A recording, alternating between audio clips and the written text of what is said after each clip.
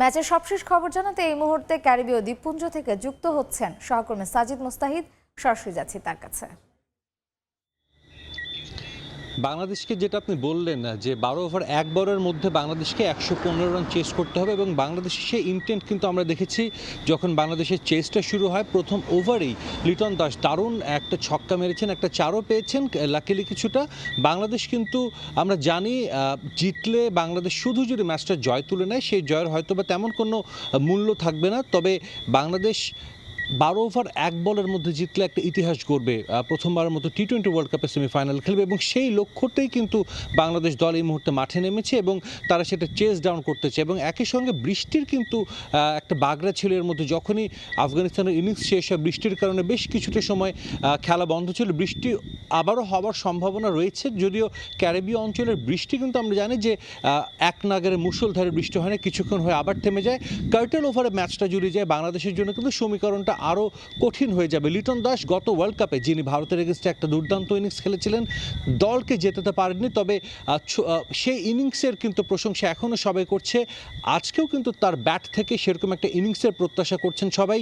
Tanzid Tamim world কাপের আগে খুব ভালো ছন্দে ছিলেন, কিন্তু বিশ্বকাপে কিন্তু একেবারেই ব্যর্থ বলা যায়।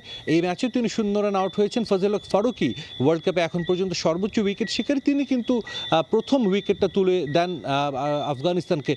আফগানিস্তানের কিন্তু আমরা জানি যে বোলিং আক্রমণ কিন্তু দারুণ। বাংলাদেশের বোলিং আক্রমণ এই ওয়ার্ল্ড কাপে খুব ভালো করেছে, প্রশংসার দাবিদার, কিন্তু আফগানিস্তানেও কিন্তু তাদের বোলিং আক্রমণটাই বেশি শক্তিশালী।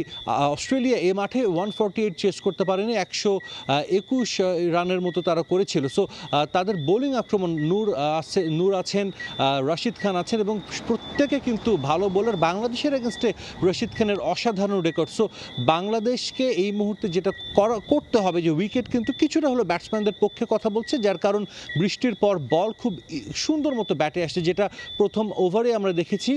এবং আউটফিল্ড কিছুটা স্লো যদিও বৃষ্টির কারণে, কিন্তু বোলারদের কিন্তু এই সময় বল গ্রিপ করতে কিছুটা হলো সমস্যা হয়। বাংলাদেশের সামনে হাতছানি একটা ঐতিহাসিক ম্যাচের, একই সঙ্গে আফগানিস্তানের জন্য কিন্তু ম্যাচটা সেমিফাইনাল নিশ্চিত। এই ম্যাচে আফগানিস্তান যে কোনো ব্যবধানে জিতে গেলেই তারা চলে যাবে সেমিফাইনালে।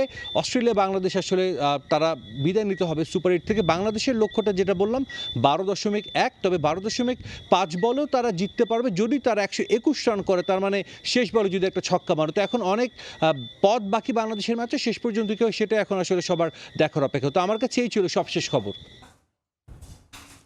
ক্যারিবীয় দ্বীপপুঞ্জ থেকে বাংলাদেশ আফগানিস্তান ম্যাচের খবর জানাচ্ছিলেন সহকর্মী সাজিদ মুস্তাহিদ।